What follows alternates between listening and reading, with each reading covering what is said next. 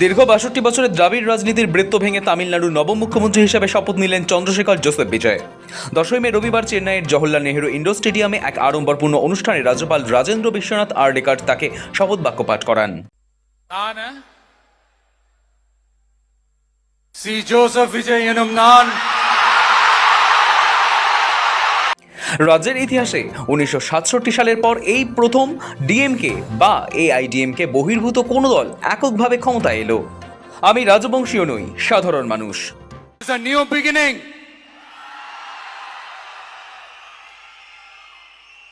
A new era of a real, secular, social justice starts now.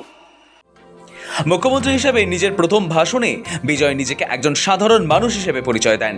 স্পষ্ট জানান, কোনো রাজপরিবার বা রাজনৈতিক বংশ পরম্পরা থেকে তিনি আসেননি, আর এই সাধারণ শিকড়ই মানুষের তাকে গ্রহণ করার প্রধান কারণ। সমর্থকদের উদ্দেশ্যে তার চিরচেনা আবেগঘন সংবোধন দিয়ে বক্তৃতা শুরু করে বিজয় বলেন, আমি কোনো মিথ্যা প্রতিশ্রুতি দিয়ে মানুষকে প্রতারণা করব না। আমার লক্ষ্য বাস্তবসম্মত ধর্মনিরপেক্ষ সামাজিক ন্যায় বিচারের এক নতুন যুগ সূচনা করা।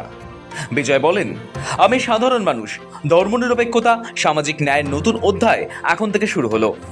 এর পাশাপাশি তামিলনাড়ুবাসীর জন্য বিনামূল্যে বিদ্যুৎ থেকে শুরু করে নারী সুরক্ষা বাহিনী গঠন করারও ঘোষণা করেন বিজয়। মুখ্যমন্ত্রী পদে শপথ নেওয়ার পরই চেন্নাই থেকে প্রথম ভাষণে বিজয় বলেন, ক্ষমতার কেন্দ্রে একমাত্র তিনিই থাকবেন, তিনি ছাড়া আর কেউই থাকবেন না। সরকারের নীতির জন্য জবাবদিহি তিনিই করবেন। পূর্ববর্তী ডিএমকে সরকার তার ওপর ১০ লক্ষ কোটি টাকা ঋণ রেখে গিয়েছে। যদি তাকে সুযোগ দেওয়া হয় এবং এভাবেই সমর্থন করা হয়, তাহলে সমস্ত প্রতিশ্রুতি পূরণ করার চেষ্টা তিনি করবেন। তিনি স্পষ্ট করেছেন, তামিলনাড়ুর টিভিকে নেতৃত্বাধীন সরকার কোনো জোট সঙ্গীর নির্দেশ পালনে চাপ সহ্য করবে না। মুখ্যমন্ত্রীর সিংহাসনে বসে বিজয় ঘোষণা করেছেন, তামিলনাড়ুবাসী ২০০ ইউনিট পর্যন্ত বিদ্যুৎ বিনামূল্যে পাবেন। রাজ্যের মহিলাদের নিরাপত্তা সুনিশ্চিত করতে নারী সুরক্ষা বাহিনী গঠনের কথাও তিনি ঘোষণা করেছেন।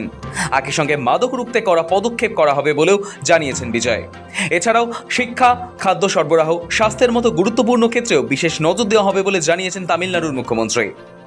তামিলনাড়ুবাসীকে আশ্বাস দিয়ে বলেন, রাজ্যে এবার প্রশাসন স্বচ্ছভাবে কাজ করবে।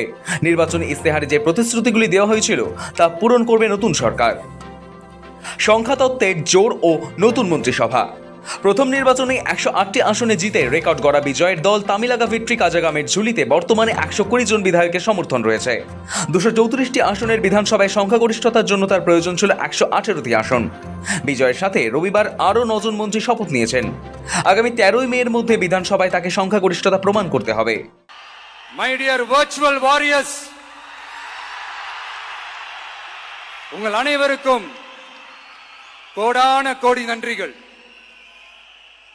வாங்க எல்லாருமா சேர்ந்து ஒரு ஃப்ரெஷ் கவர்னன்ஸ், ஒரு நியூ கவர்னன்ஸ் ஒன்று கொடுப்போம்.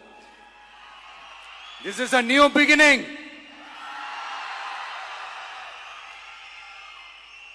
A new era of a real, secular, social justice starts now. বিজয় থালাপতির এই জয় কেবল তামিলনাড়ুর নয়, ভারতের আঞ্চলিক রাজনীতিতে এক নতুন সমীকরণ তৈরি করল। এখন দেখার, রূপালী পর্দার ম্যাজিক তিনি প্রশাসনিক ক্ষেত্রে কতটা ফুটিয়ে তুলতে পারেন। ব্যুরো রিপোর্ট, সময়, কলকাতা।